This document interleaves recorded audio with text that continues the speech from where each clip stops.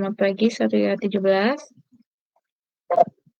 Waalaikumsalam warahmatullahi wabarakatuh. Selamat pagi, Ibu. Ini ya, sebelum masuk ke materi, saya mau tanya dulu untuk 1 IA 17, apakah semua mahasiswa sudah mengisi KRS?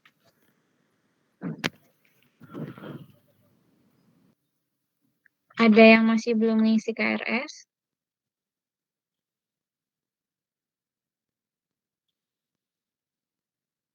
Sudah semua? Halo, suara saya terdengar? Baik. Kalau sudah, saya langsung lanjut ke materi untuk hari ini, materi kelima, yaitu penerapan komputer dalam bidang usaha dan bisnis. Setelah minggu lalu kita belajar tentang internet atau penggunaan internet pada komputer, software, terus sebelumnya ada materi penggunaan komputer dalam berbagai bidang. Nah, hari ini kita akan membahas mengenai penerapan komputer dalam bidang usaha dan bisnis. Yang pertama, kenapa sih bisnis itu membutuhkan komputer? Alasan dibutuhkannya sebuah komputer dalam dunia bisnis antara lain yang pertama, komputer digunakan untuk mendukung operasional bisnis. Yang kedua, komputer digunakan sebagai pendukung pengambilan keputusan manajerial. Yang ketiga, komputer digunakan sebagai pendukung strategi keunggulan kompetitif.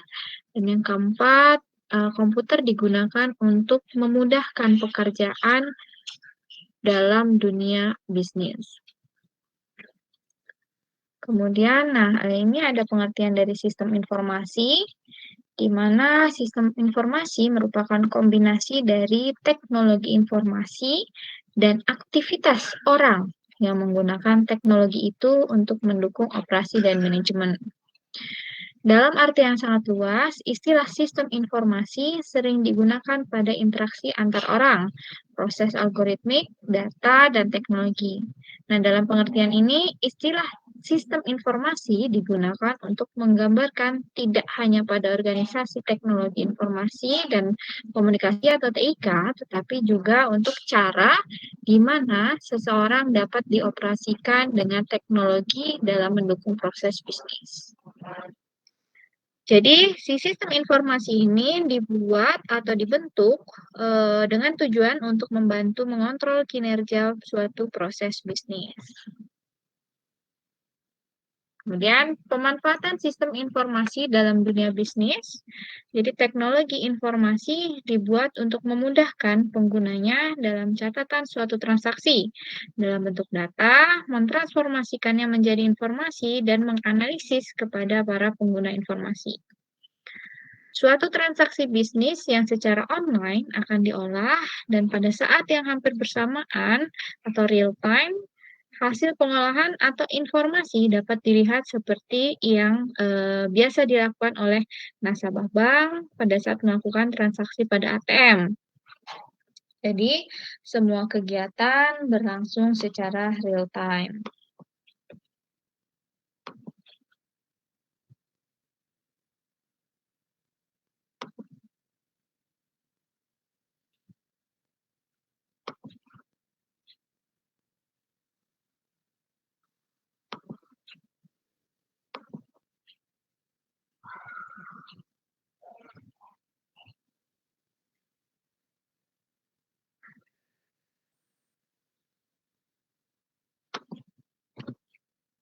Kemudian, di dalam bidang usaha atau bisnis ada yang disebut sebagai ERP atau Enterprise Resource Planning. Nah, fungsinya yang pertama untuk mempraktekkan konsolidasi perencanaan suatu perusahaan, manufacture, penjualan, dan juga upaya pemasaran ke dalam suatu sistem manajemen. Yang kedua, digunakan untuk menggabungkan semua database seluruh departemen ke dalam database tunggal. Yang di mana nantinya si database ini dapat diakses oleh seluruh karyawan. Kemudian ERP akan mengotomatisasi tugas-tugas yang terlibat dalam melakukan proses bisnis.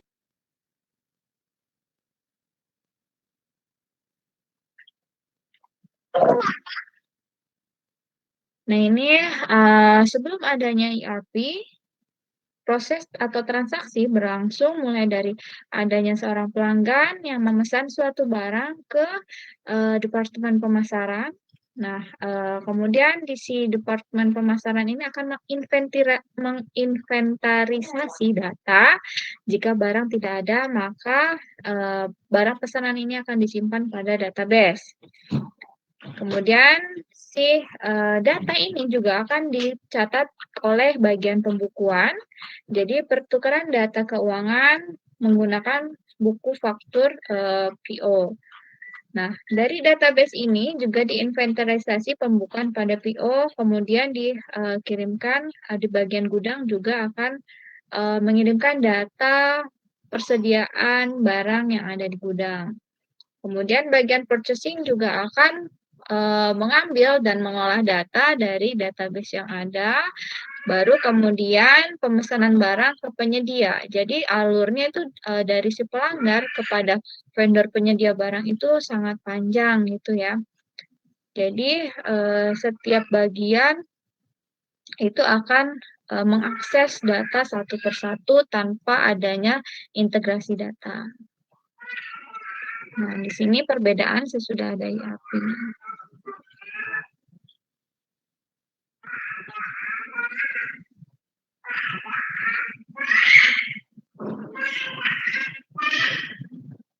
Oke, baru kita masuk ke proses e-business atau electronic business.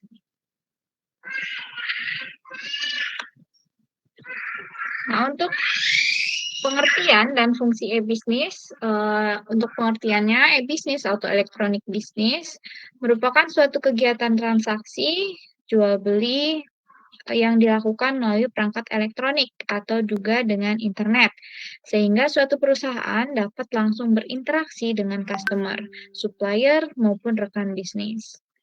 Kemudian fungsi dari e-business yaitu untuk mendukung bagian-bagian pada perusahaan seperti bagian produksi, finance, marketing, dan lain sebagainya.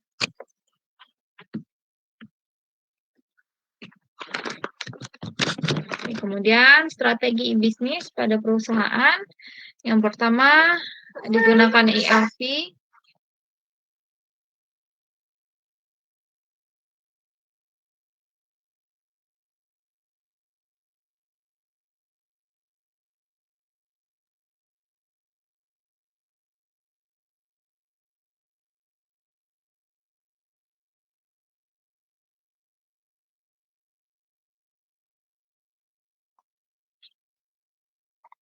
Dan di sini untuk ERP merupakan strategi bisnis dari sistem informasi dapat digunakan untuk berkoordinasi mengenai sumber daya dan informasi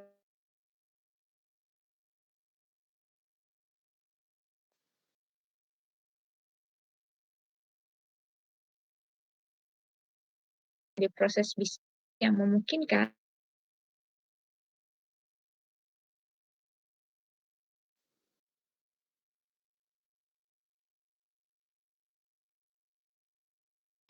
dan lunak yang meningkatkan keuntungan dan kepuasan para konsumen. Dan yang terakhir ada supply chain management. Di sini SCM merupakan strategi manajemen mengenai rantai suplai yang secara otomatis akan terkomputerisasi. Nah, ini ada beberapa kelebihan dan kekurangannya. Yang pertama, pasti pengaksesannya akan menjadi lebih mudah, lebih tepat sasaran, hemat waktu, dan tidak membutuhkan modal yang terlalu besar. Namun, terdapat juga kekurangannya, yaitu tidak adanya pertemuan secara langsung dengan konsumen maupun sebaliknya. Jadi, e-business benar-benar dilakukan melalui media elektronik tanpa adanya tatap muka secara langsung. Kekurangan yang kedua, terjadinya resiko penipuan.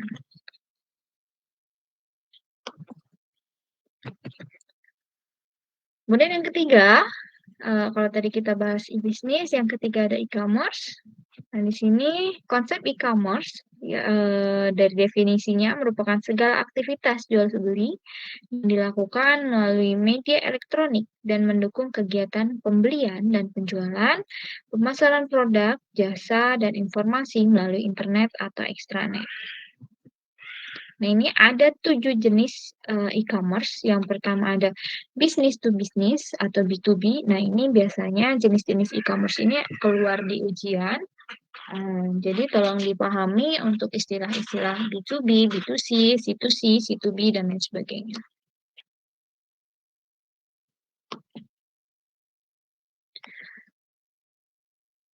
Merupakan sebuah perusahaan yang menjual produk atau jasa kepada perusahaan lainnya dalam model e-commerce ini. Biasanya si pembeli memesan barang dalam jumlah besar. Kemudian perusahaan-perusahaan yang terlibat adalah perusahaan pemasok, distributor, pabrik, toko, dan lain sebagainya. Jadi benar-benar jual beli antar perusahaan yang melakukan bisnis. Kemudian yang kedua ada business to consumer atau B2C. Di sini sebuah perusahaan akan menjual produk atau jasa kepada konsumen. Pada umumnya, pelanggan dalam e-commerce B2C hanya mengecer atau membeli sedikit-sedikit atau satu-satu. Yang ketiga ada C2C, ada consumer to consumer. Di sini merupakan jenis e-commerce yang dilakukan dengan menjual barang bekas ke orang lain yang membutuhkan melalui internet atau transaksi online antar dua individu. Yang ketiga ada C2B atau customer to business. Di sini skenarionya di mana seseorang dapat menjual produk atau layanan kepada sebuah perusahaan. Contohnya, seorang graphic designer menawarkan dan menjual logo buatannya kepada sebuah perusahaan bisnis makanan. Yang kelima ada business to public administration atau B2A. Model e-commerce ini mirip dengan B2B, tetapi pelakunya adalah bisnis dan lembaga pemerintah. Contohnya adalah jasa pembuatan website atau sistem administrasi online. Kemudian ada C2A atau Customer to Public Administration. Jadi model ini berjalan seperti C2B, namun transaksi dilakukan oleh individu dan lembaga pemerintah. E-commerce model C2A jarang ditemui di Indonesia. Nah, jenis transaksi yang terjadi biasanya berbentuk jasa. Yang terakhir atau jenis e-commerce yang terakhir adalah online to offline atau O2O. Jenis e-commerce ini untuk menarik pelanggan online agar mau berbelanja ke toko fisik.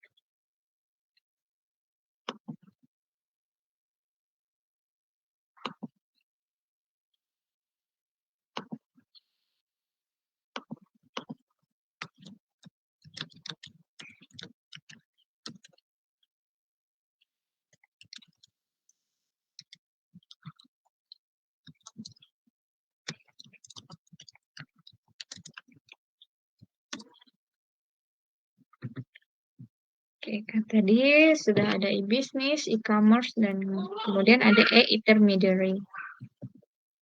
Silahkan dibaca dulu untuk konsep e-intermediary-nya.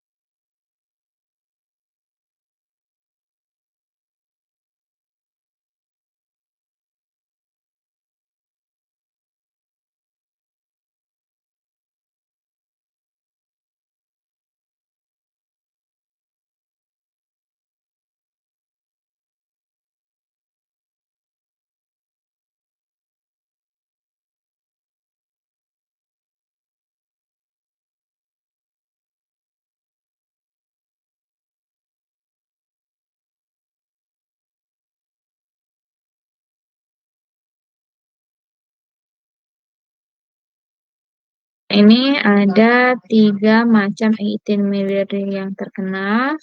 Yang pertama ada syndicated seller.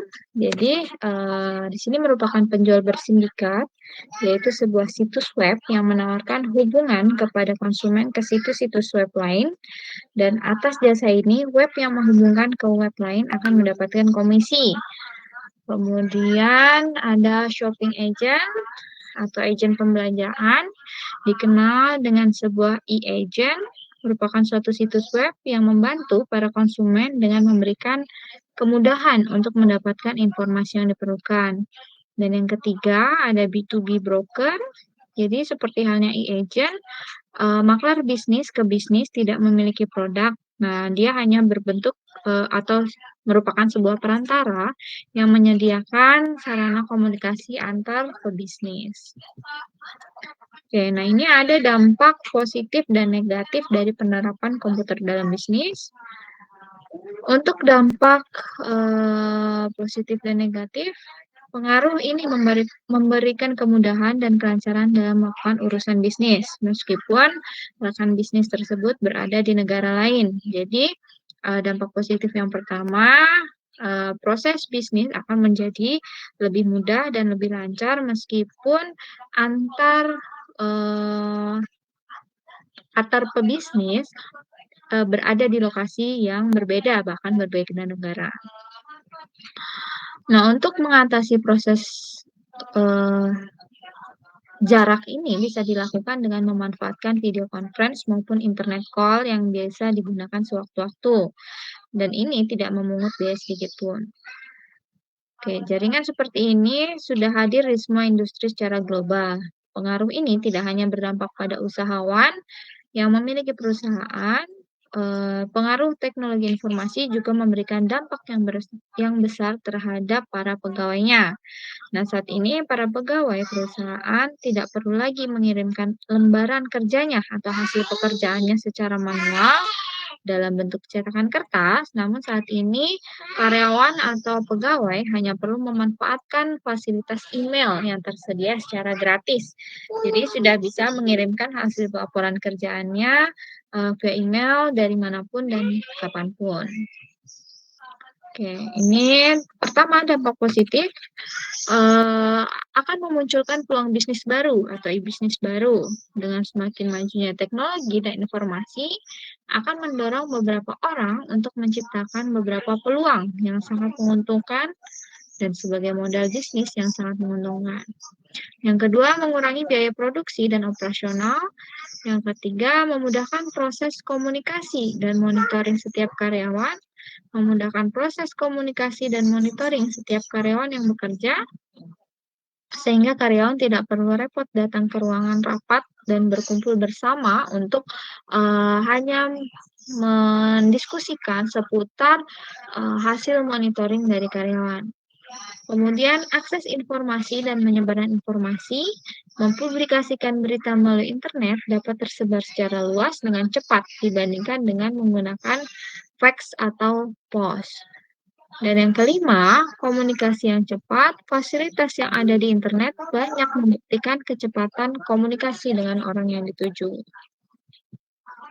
Namun, selain dampak positif, pasti juga ada dampak negatif. Yang pertama, adanya isu SARA, kekerasan, dan pornografi yang menjadi hal yang biasa. Kemudian adanya kemudahan transaksi memicu munculnya bisnis-bisnis terlarang seperti bisnis narkoba, produk black market atau ilegal. Kemudian para penipu bermunculan terutama dalam kasus transaksi online. Munculnya budaya plagiarisme atau penjiplakan hasil karya orang. Kemudian muncul juga carding, karena sifatnya yang real time atau langsung. Cara berbelanja dengan menggunakan kartu kredit adalah cara yang paling banyak digunakan dalam dunia internet. Para penjahat internet paling banyak melakukan kejahatan dalam dunia ini. Oke, sampai sini ada yang mau ditanyakan?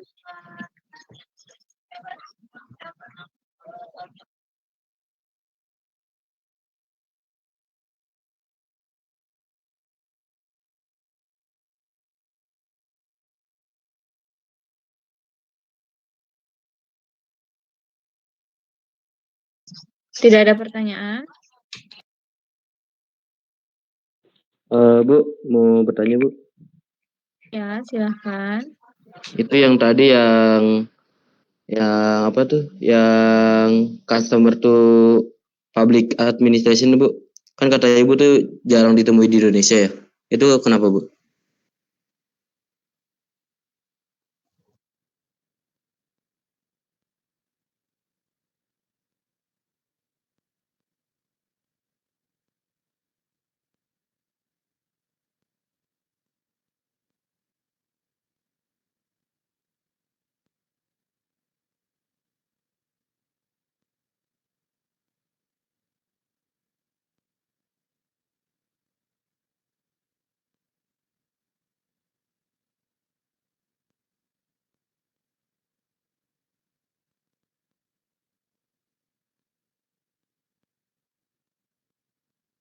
Oke, sebenarnya mungkin bukan jarang ya, tapi tidak semua customer atau consumer bisa melakukan transaksi bisnis C2A, karena salah satu contoh C2A itu adalah proses pembayaran iuran BPJS secara online. Nah, kan di Indonesia ini tidak semua menggunakan BPJS atau tidak semua orang bisa memanfaatkan komputer ya.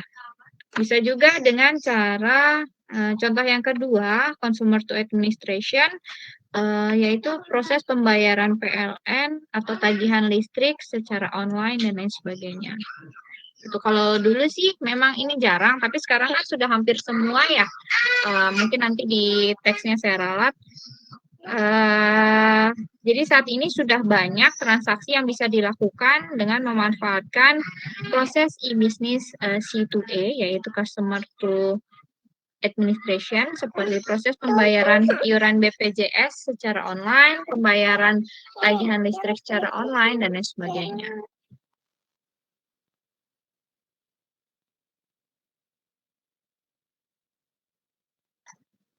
Sudah cukup jelas?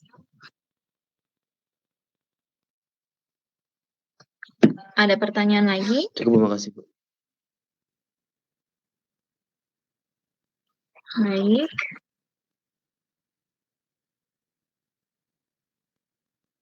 Jika sudah, seperti biasa, ada beberapa latihan soal, silakan dikerjakan.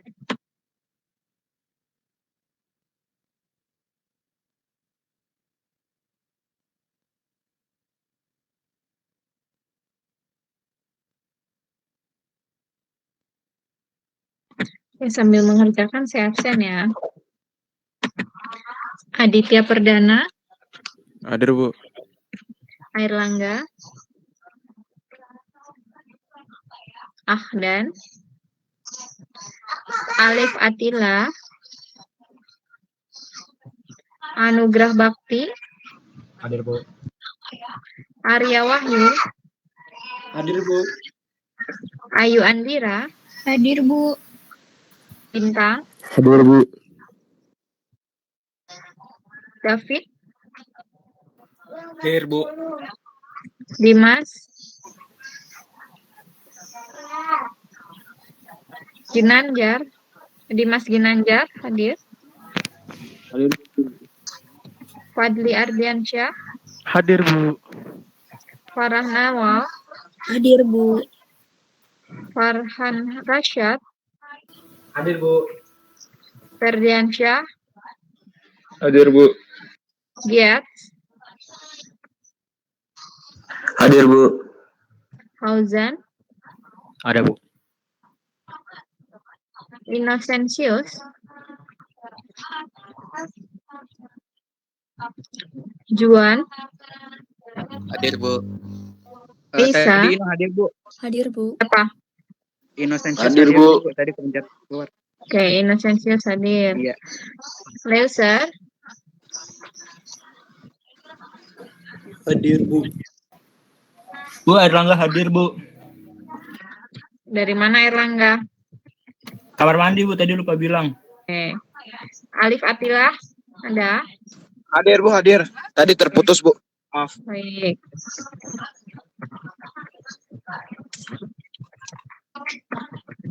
Maula Afif.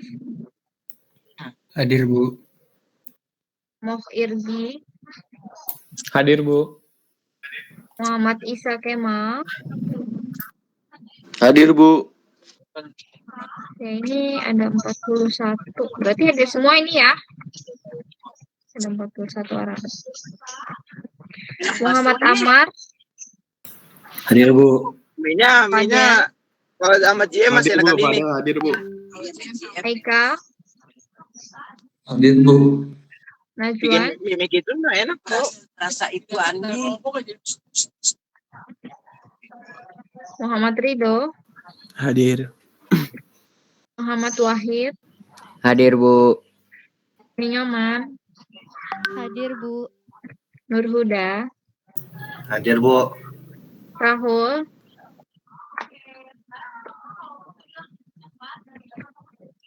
Rashid. Hadir, Bu. Rida. Hadir, Bu. Siapa tadi yang saya? Rida. Rifki. Hadir, Bu. Rizky Putra.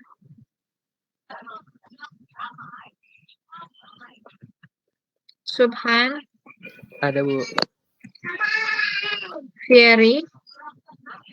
Hadir, Bu. Filian Nanda. Hadir, Bu. Zainatul. Hadir Bu. Hadir. Oke, berarti Rahul Rizky Putra Perdana ya.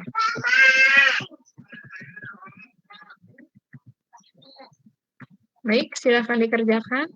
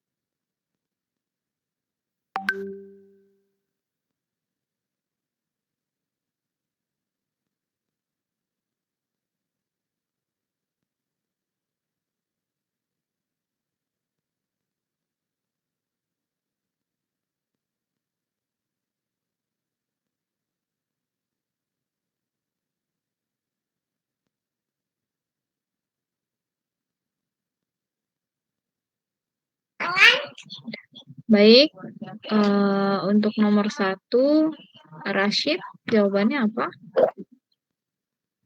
Iya, Bu. Ya, nomor 1 apa? Agen pembelanjaan, shopping agent.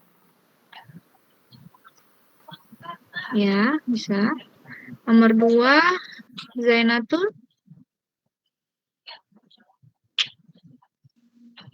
Nomor 2 C, Bu. C, ya, customer business. Kemudian nomor 3, Rida.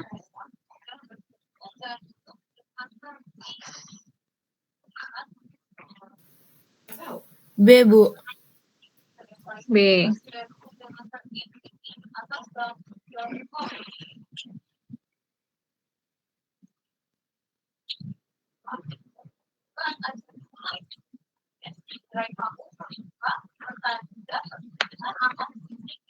Nomor 4, Filiananda. A, Bu. Penjual bersindikat. Iya. Oke. Penjual bersindikat atau ini? Yang business to business broker. Kalau komisi kayaknya lebih ke sindikat ya, Bu. Kalau broker bukan.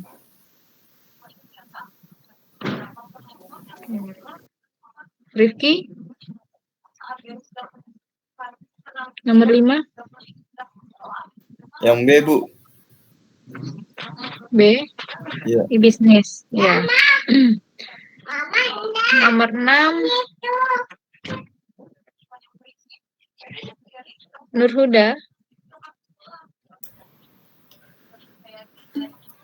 6 B bukan, Bu. Business to Ya, business. business to business. Nomor 7,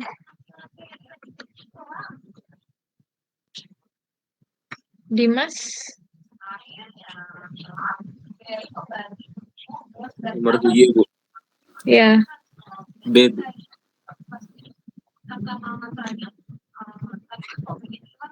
B apa C?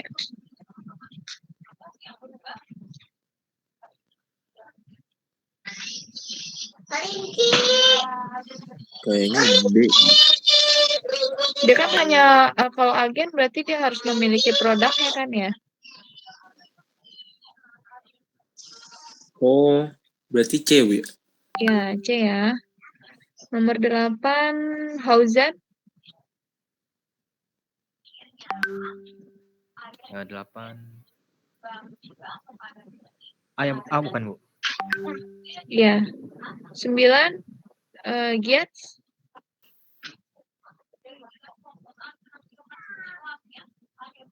9 D, Bu. D, business to consumer. Oke, sudah. Nah, untuk materinya nanti saya kirim ke perwakilan lagi ya, bisa dipelajari lagi. Ada yang mau ditanyakan untuk pertemuan hari ini?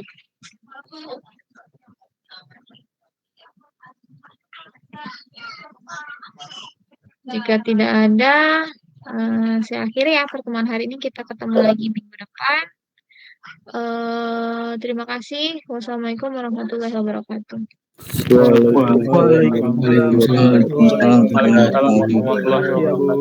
Terima kasih. Down into the off-road area and drive through that stream that you can see.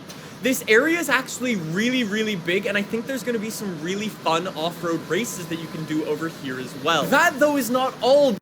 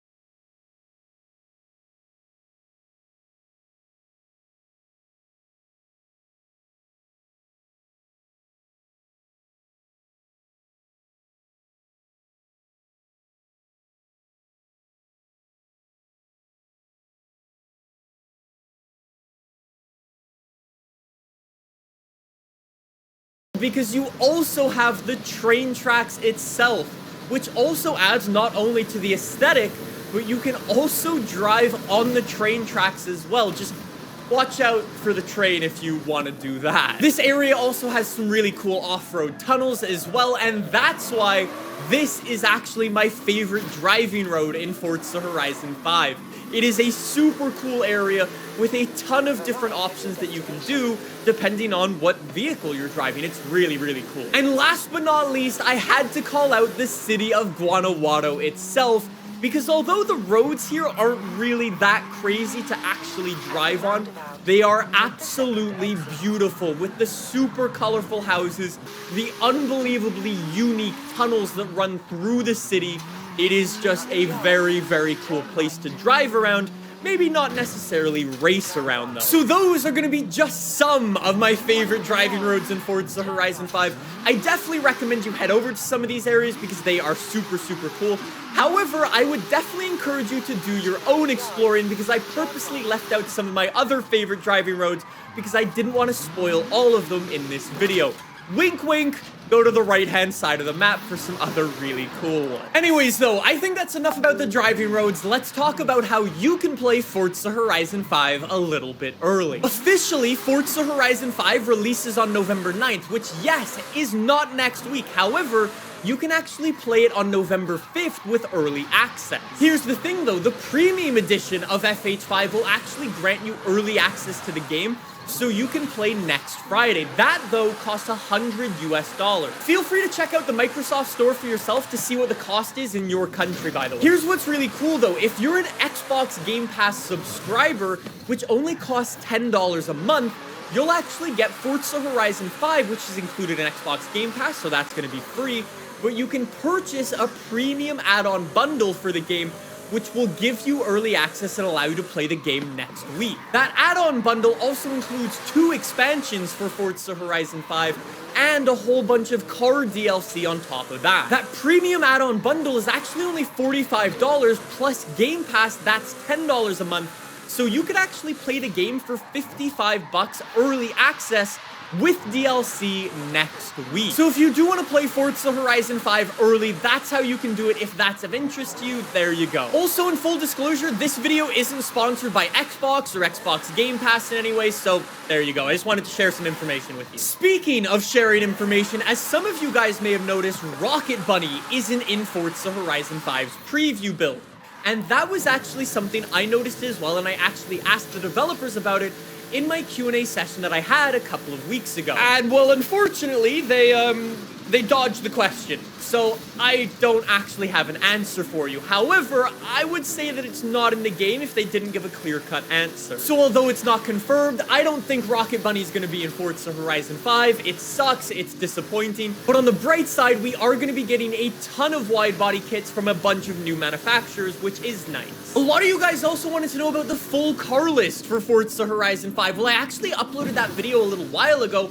However, a lot of you guys had questions asking, where is Alfa Romeo, where is Lancia, and where is Fiat? Why are they not in the game? And that is a very, very good question that I unfortunately don't have a good answer for. What I actually find really strange is that Fiat is actually the owner of both Lancia and Alfa Romeo, and none of those cars are in the game. What you need to remember, though, that's even weirder is that Fiat owns Ferrari, they own Dodge, they own Jeep, they own SRT, and so on, and those cars are in the game. But Alfa Romeo and Fiat and Lancia aren't? It's very confusing and I don't understand why. Again, it sucks, it's disappointing. Hopefully those manufacturers return to the game in the future. And the same can be said for our favorite manufacturer out there, Peel. Both the Peel P50 and the Peel Trident are missing from Forza Horizon 5. And again, we will cross fingers and hope that those come back to the game at some point. Obviously, we're going to be getting a ton of new cars getting added into Forza Horizon 5 over the life of the game, so it's possible we might see these and many more cars return to the game, and even some new ones we've never seen before. Anyways, though, that is everything Forza Horizon 5 related today, how you can play the game a little bit early. We spoke about some of the cars, some of my favorite driving roads. If you guys have any more questions, let me know in the comments down below.